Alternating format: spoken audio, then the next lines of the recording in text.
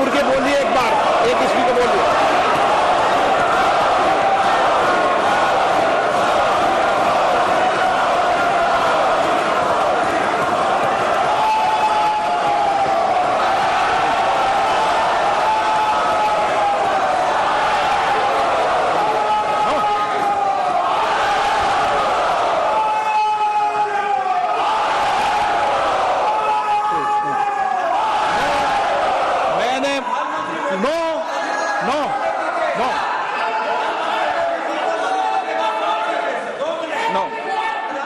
मैंने एक minute please, no ये तरीका ठीक नहीं है, प्लीज।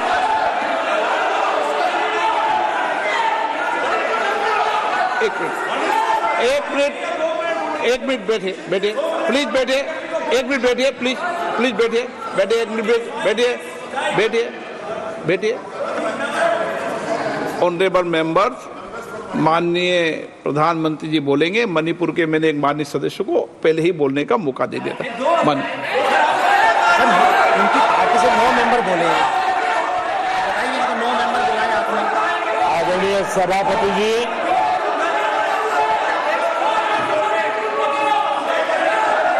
मैं राष्ट्रपति जी के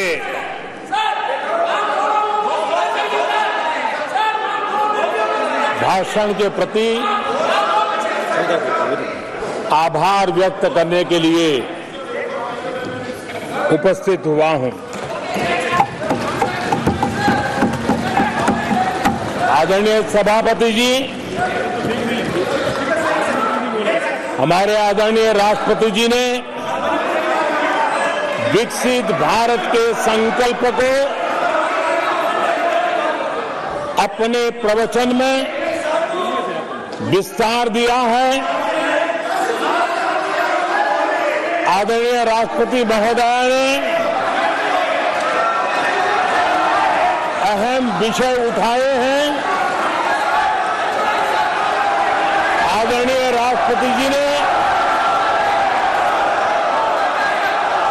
हम सबका और देश का मार्गदर्शन किया है। इसके लिए मैं राष्ट्रपति जी का हृदय से आभार व्यक्त करता हूं। आदरणीय सभापति जी, कल और आज कई माननीय सदस्यों ने राष्ट्रपति जी के अभिभाषण पर अपने विचार व्यक्त किए हैं। मैं विशेष करके जो पहली बार सांसद बनकर के हमारे बीच आए हैं और उनमें से कुछ आदरणीय साथियों ने अपने जो विचार व्यक्त किए, संसद के सभी नियमों का पालन करते हुए किए। उनका व्यवहार ऐसा था जैसे एक अनुभवी सांसद का होता है और इसलिए प्रथम बार आने के बावजूद भी उन्होंने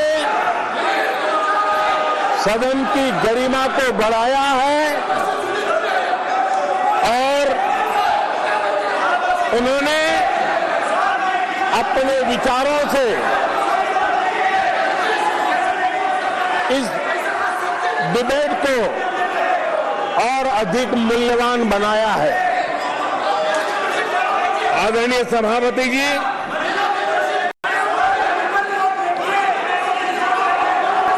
देश ने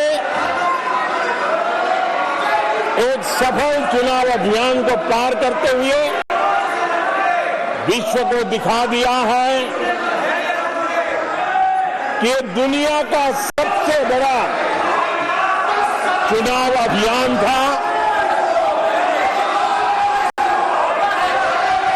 देश की जनता ने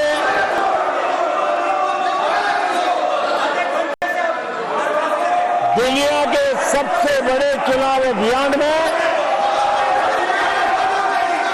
जनता ने हमें चुना है और आदरणीय सभापति जी, मैं कुछ लोगों की पीड़ा समझ सकता हूं कि लगातार झूठ चलाने के बावजूद भी उनका घोर पराजय हुआ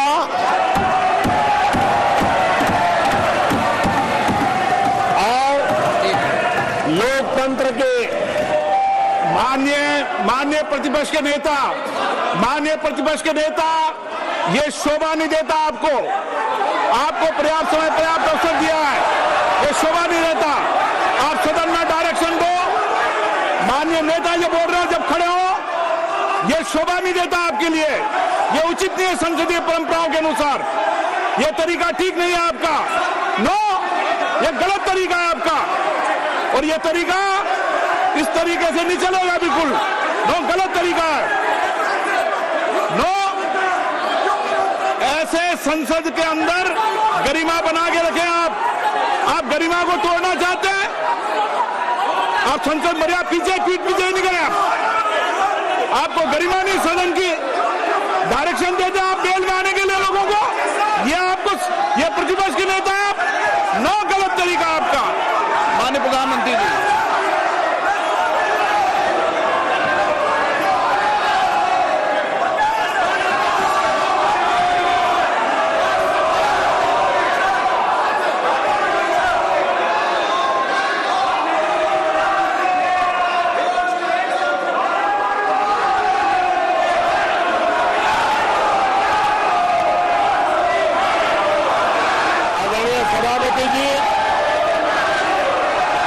विश्व का सबसे बड़ा चुनाव अभियान और उसमें भारत की जनता ने हमें तीसरी बार देश की सेवा करने का मौका दिया है। ये अपने आप में लोकतांत्रिक विश्व के लिए बहुत ही महत्वपूर्ण घटना है, बहुत ही गौरवपूर्ण घटना है। आदरणीय सभापति जी, हमें हर कसौटी पर कसने के बाद देश की जनता ने ये जनादेश दिया है।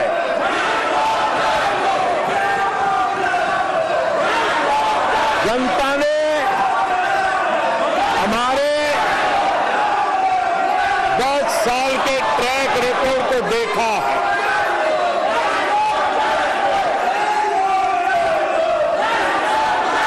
जनता ने देखा है कि गरीबों के कल्याण के लिए हमने जिस समर्पण भाव से जन सेवा ही प्रभु सेवा इस मंत्र को चरितार्थ करते हुए हमें जो कार्य किया है, उसके कारण 10 साल में 25 करोड़ गरीब गरीबी से बाहर निकले। देश की आजादी के कालखंड में इतने कम समय में इतने लोगों को गरीबी से बाहर निकालने का ये सफल प्रयास इस चुनाव में हमारे लिए आशीर्वाद का कारण बना है। आदरणीय सभापति जी, हम 2014 में जब पहली बार जीत करके आए थे तो चुनाव के अभियान में भी हमने कहा था कि हमारा करप्शन के प्रति जीरो टॉलरेंस रहेगा। और आज मुझे गर्व है कि हमारे सरकार ने देश का सामान्य मानवी जो करप्शन के कारण पीड़ित है, देश को करप्शन ने दीमक की तरह खोखला कर दिया है। ऐसे में भ्रष्टाचार के प्रति हमारी जो जीरो टॉलरेंस नीति है, आज देश ने हमें उसके लिए आशीर्वाद दिया।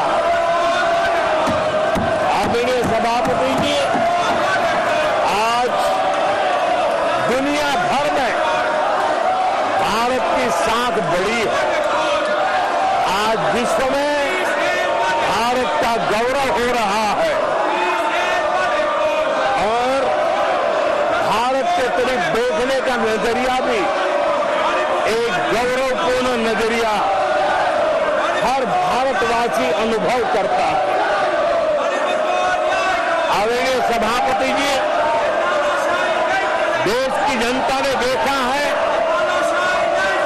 कि हमारा एकमात्र लक्ष्य नेशन फर्स्ट है, भारत सर्वप्रथम है। हमारे हर नीति, हमारे हर निर्णय, हमारे हर कार्य का एक ही तराजू रहा है कि भारत प्रथम, और भारत की इस प्रथम की भावना के साथ देश में जो आवश्यक रिफॉर्म थे, उस रिफॉर्म को भी हमने लगातार जारी रखा है। 10 वर्ष में हमारी सरकार सबका साथ, सबका विकास, इस मंत्र को लेकर के लगातार देश के सभी लोगों का कल्याण करने का प्रयास करती रही है। आदरणीय सभापति जी, हम उस सिद्धांतों को समर्पित है जिसमें भारत के संविधान के स्पिरिट के अनुसार सर्वपंथ संभाव, उस विचार को सर्वोपरि रखते हुए हमने देश की सेवा करने का प्रयास किया। आदरणीय सभापति जी, इस देश ने लंबे अरसे तक तुष्टीकरण की राजनीति भी देखी। इस देश ने लंबे अरसे तक तुष्टीकरण का, गवर्नेंस का मॉडल भी देखा। देश ने पहली बार सेक्युलरिज्म का एक पूरा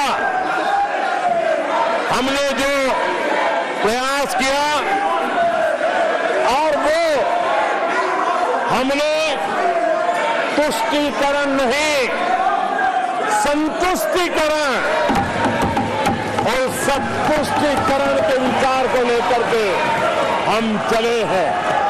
और जब हम संतुष्टीकरण की बात करते हैं तो इसका मतलब है कि हर योजना का सैचुरेशन, गवर्नेंस की आखिरी व्यक्ति तक पहुंचने की हमारी जो संकल्पना है, इसको परिपूर्ण करना। और जब हम सैचुरेशन के सिद्धांत को लेकर चलते हैं, तब सैचुरेशन सच्चे अर्थ में सामाजिक न्याय होता है।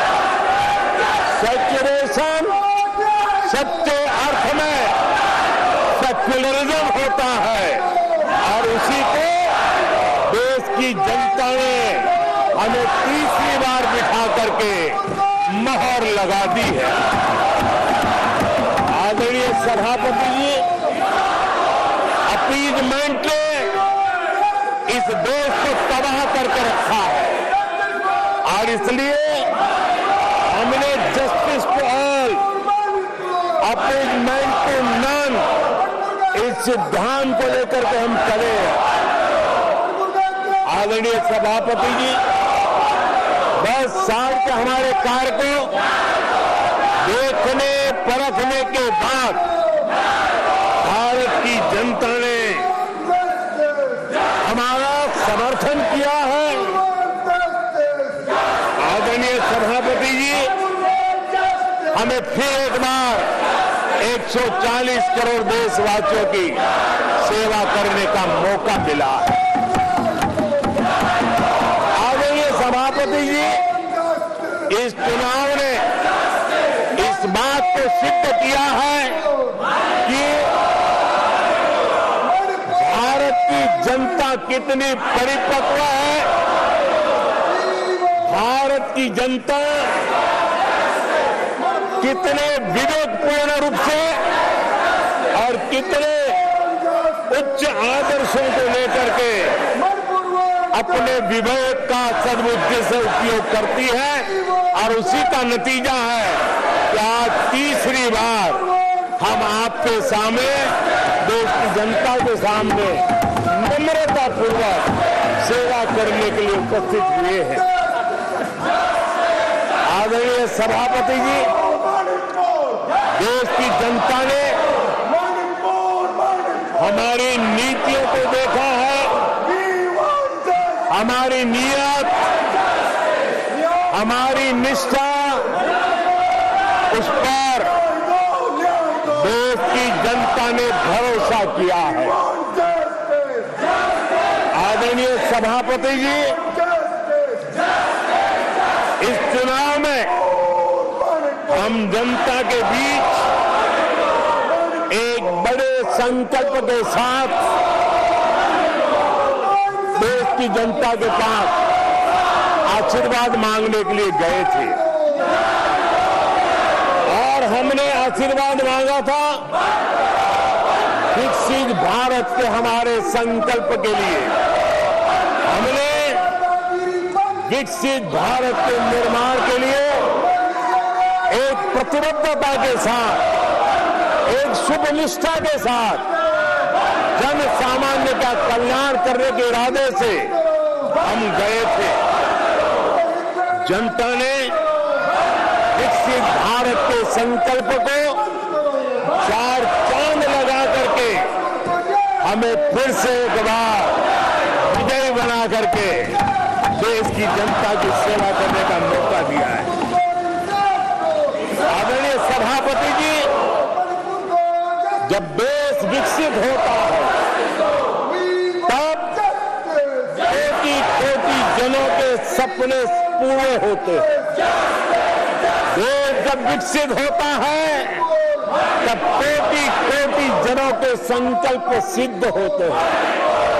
आदरणीय सभापति जी, जब देश विकसित होता है तब आने वाली पीढ़ियों के लिए भी एक मजबूत नींव उनके सपनों को पूरा करने के लिए तैयार हो जाती है।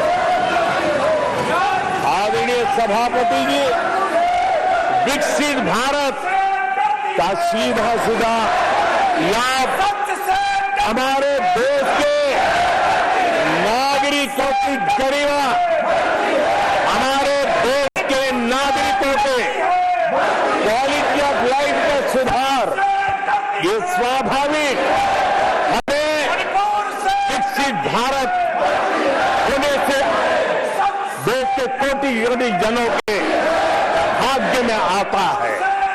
आजादी के बाद मेरा देश का सामान्य नागरिक इन चीजों के लिए तरसता रहा है। आदरणीय सभापति जी, जब विकसित भारत होता है तब हमारे गांव की स्थिति, हमारे शहरों की स्थिति, उसमें भी बहुत बड़ा सुधार होता है। गांव के जीवन में गौरव भी होता है, गरिमा भी होती है, और विकास के नए नए अवसर भी होते हैं। हमारे शहरों का विकास भी एक अवसर के रूप में विकसित भारत में उभरता है तब दुनिया की विकास यात्रा में भारत के शहर भी बराबरी करेंगे, ये हमारा सपना है। आदरणीय सभापति जी, विकसित भारत का मतलब होता है कोटि कोटि नागरिकों को कोटि कोटि अवसर उपलब्ध होते हैं, अनेक अनेक अवसर उपलब्ध होते हैं और वो अपने कौशल, अपनी क्षमता और संसाधनों के अनुसार विकास की नई सीमाओं को प्राप्त कर सकता है। आदरणीय सभापति जी,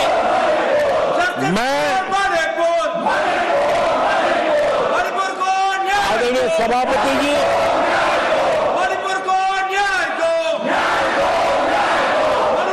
आदरणीय सभापति जी, मैं आज आपके माध्यम से देशवासियों को विश्वास दिलाता हूं,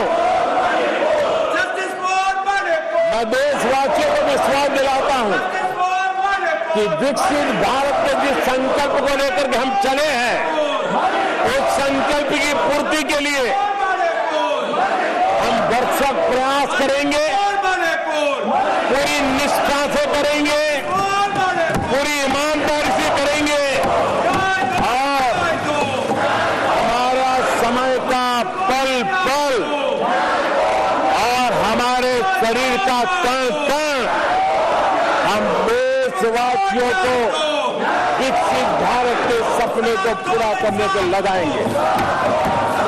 हमने देश की जनता को कहा था 24/7 और 2047।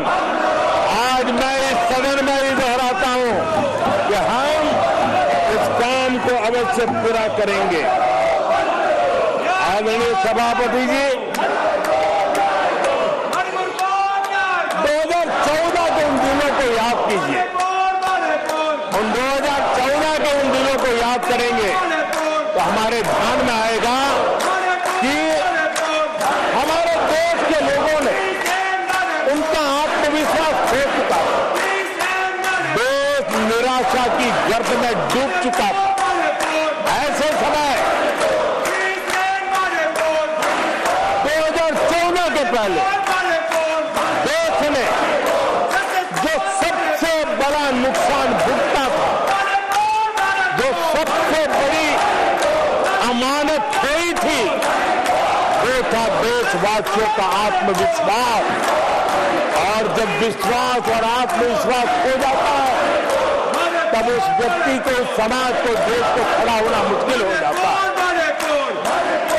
और उस समय सामान्य मानवी के मुंह से यही निकलता था कि वो इस देश का कुछ हो नहीं सकता। उस समय हर जगह पे ये शाप शब्द सुनाई देते थे, इस देश का कुछ नहीं हो सकता। यही शब्द 2014 के पहले सुनाई देते थे। भारतीयों की हताशा के इन 7 शब्द एक प्रकार से पहचान बन गए थे। उस समय आए दिन अखबार खोलते थे तो घोटालों की खबरें ही पढ़ने को मिलती थी और सैकड़ों करोड़ के घोटाले, रोज नए घोटाले, घोटालों की घोटाले से स्पर्धा, ये घोटालेबाज लोगों के घोटाले, इसी का एक कालखंड था।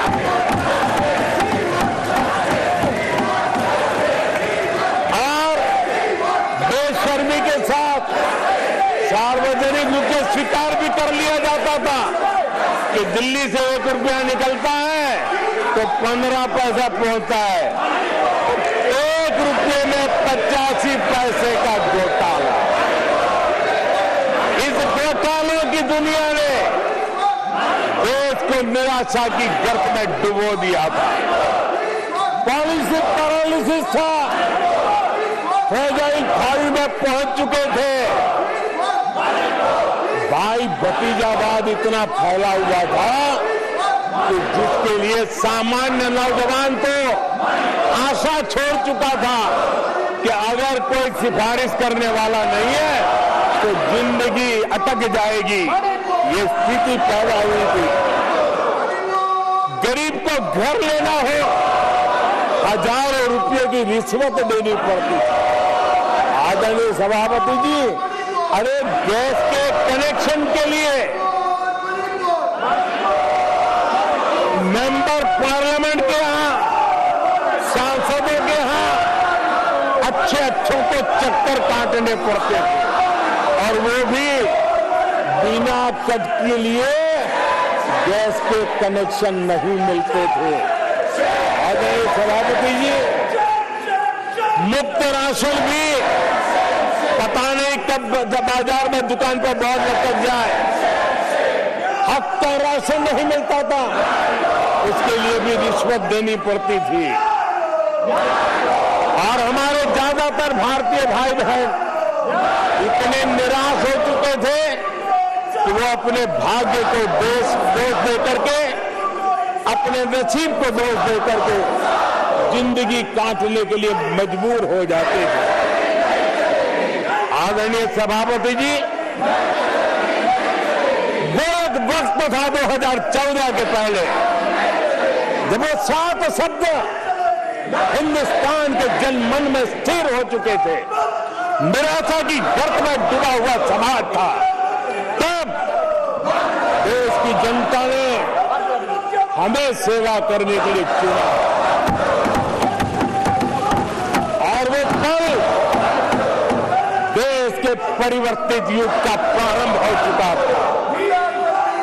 अब 10 साल में मैं कहूंगा मेरी सरकार की अनेक सफलताएं हैं, अनेक सिद्धियां हैं, लेकिन एक सिद्धि जिसने हर सिद्धियों में भी जोर भर दिया, ताकत भर दी, वो थी देश निराशा की गर्त में से निकल करके आशा और विश्वास के साथ खड़ा हो गया। देश में आत्मविश्वास बुलंदी पर पहुंचा और उसके कारण वो सब वक्त जो शब्द थे देश की युवा पीढ़ी के डिस्प्ले से निकलने लगे। धीरे धीरे देश के मन में स्थिर हो गया। जो 2014 से पहले कहते थे कुछ नहीं हो सकता, वो कहने लगे कि इस देश में सब कुछ हो सकता है, इस देश में सब कुछ संभव है। ये विश्वास जताने का काम किया हमने। जब हमने सबसे पहले एक 5G रोलआउट हमने दिखाया, आज देश कहने लगा तीव्र गति से 5G का रोल आउट होना। देश गौरव से कहने लगा भारत कुछ भी कर सकता है। आदरणीय सभापति जी, वो एक जमाना था जब कोयले घोटाले में बड़ों के हाथ काले हो चुके थे। आज कोयले का सर्वाधिक उत्पाद, सर्वाधिक प्रोडक्शन, आज कोल प्रोडक्शन के विक्रम हुए हैं और इसी के कारण देश अब कहने लगा है अब भारत कुछ भी कर सकता है। आदरणीय सभापति जी, वो एक समय था 2014 के पहले जब फोन बैंकिंग करके बड़े बड़े बैंक घोटाले किए जा रहे थे। अपनी पर्सनल प्रॉपर्टी की तरह बैंक का खजाना लूट लिया गया था। आदरणीय सभापति जी, 2014 के बाद नीतियों में परिवर्तन, निर्णयों में गति, निष्ठा, प्रामाणिकता की, और उसी का परिणाम है दुनिया की अच्छी बैंकों में आज भारत की बैंकों का स्थान बन गया। आज भारत की बैंक सर्वाधिक मुनाफा करने वाली बैंक बन गई और लोगों की सेवा करने की जगह। आदरणीय सभापति जी, 2014 के पहले वो भी एक वक्त था कि जब आतंकी आकर के जी चाहे वहां, जब चाहे वहां हमला कर सकते थे। 2014 के बाद क्योंकि ये बनी कि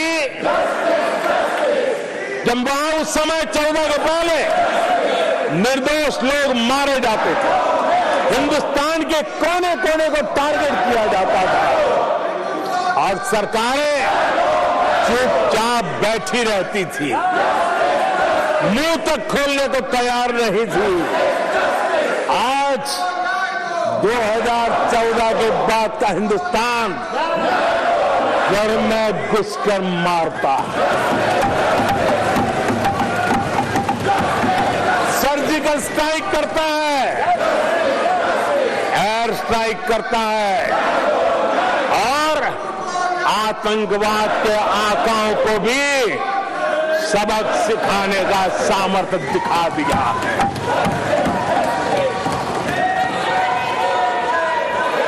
आज आदरणीय सभापति जी, देश का एक एक नागरिक जानता है कि अपनी सुरक्षा के लिए भारत कुछ भी कर सकता है। आदरणीय सभापति जी, आर्टिकल 370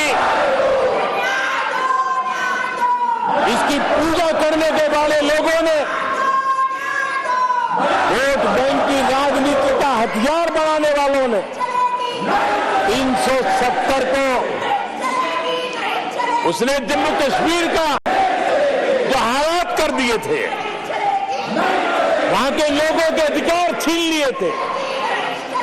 भारत का संविधान जम्मू की कश्मीर की सीमा में प्रवेश नहीं कर सकता था और यहां संविधान सर पे रख करके नाचने वाले लोग संविधान को जम्मू कश्मीर में लागू करने का हौसला नहीं रखते, बाबा साहब अम्बेडकर का अपमान किया करते थे।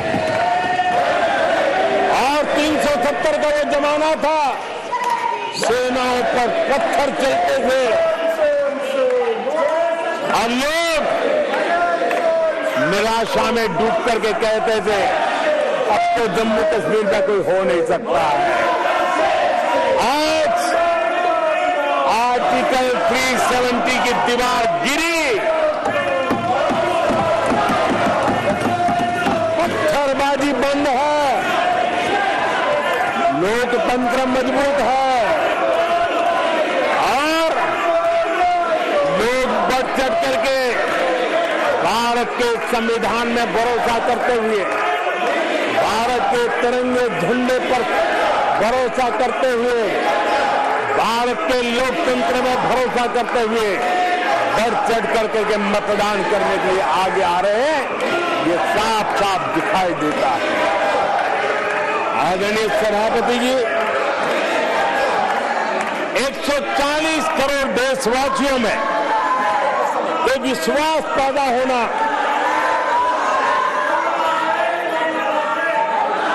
ये उम्मीद और जब विश्वास जगता है तो विकास का वो ड्राइविंग फोर्स बन जाता है।